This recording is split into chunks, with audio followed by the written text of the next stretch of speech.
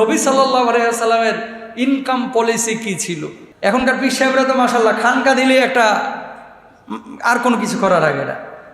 তারপরে মনে করেন বিভিন্ন হুজুর টুজুর আছে মাশাআল্লাহ, একটা দরবার খুলে বসলেই মুরিদানের অভাব নেই। হাদিয়া দেওয়াও সুন্নত, নেওয়াও সুন্নত, সেটা ঠিক আছে, কিন্তু আপনি কাজটা করেন কি? একটা না একটা কাজ তো করতে হবে। কথা বুঝেন নাই?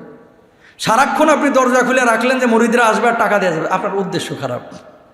আপনার উদ্দেশ্য কি? খারাপ।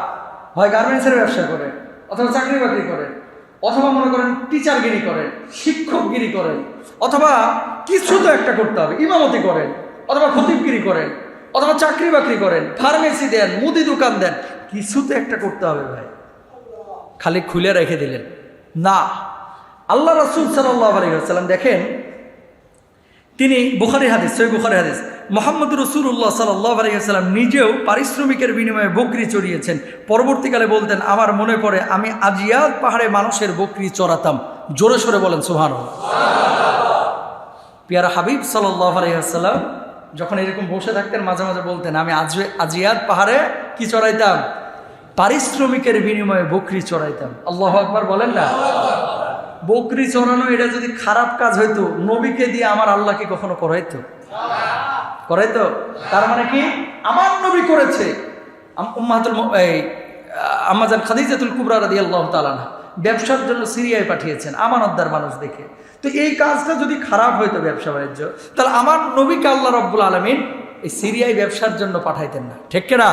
তার মানে বকরি চড়ানো, লোহার কাজ করা, কামারের কাজ করা, ব্যবসা বাণিজ্য করা, এটা খারাপ না, এটা আল্লাহর কাছে প্রিয়।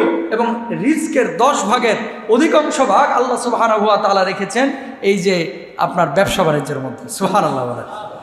তো এই জন্য রাসূল আকরাম সাল্লাল্লাহু আলাইহি ওয়াসাল্লাম বকরি চড়িয়েছেন, ব্যবসা করেছেন, মজদুরি করেছেন, বালতিতে পানি উঠিয়ে দিয়েছেন, তারপরে নবীজিকে পারিশ্রমিক দেওয়া হয়েছে। ব্যবসার উদ্দেশ্যে তিনি সিরিয়া সফর করেছেন 2 বার, 1 বার না। আল্লাহর হাবিব সাল্লাল্লাহু আলাইহি ওয়াসাল্লাম মদিনার পাশে জারাফ নামক স্থানে কৃষি কাজও করেছেন। সুবহানাল্লাহ বলেন।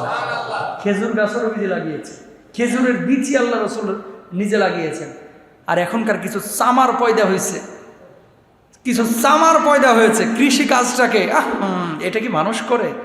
ঝাঁটার বাড়ি তোর মাথার উপরে বদলে। কথা বুঝেন নাই?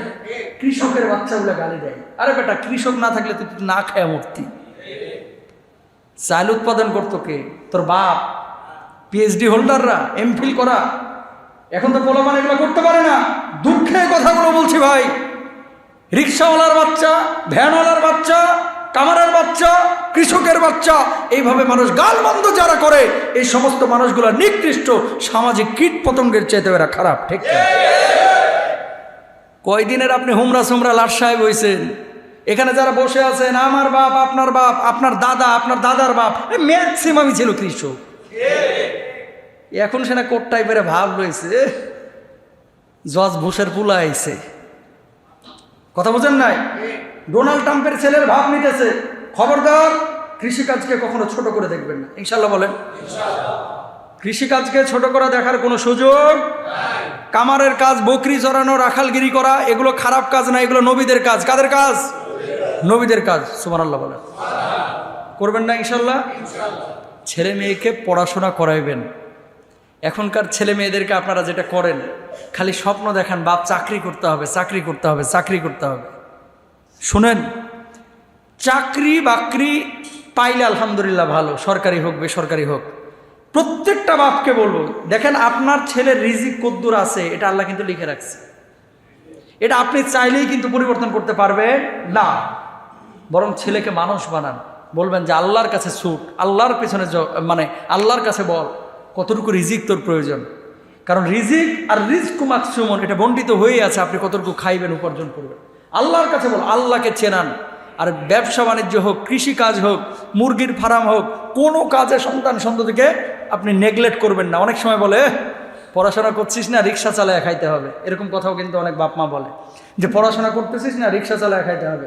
আমি তো মনে করি কোটটাই পড়া বাটপার চোরের চাইতে রিক্সাওয়ালার ইনকাম আরো বেশি হালাল।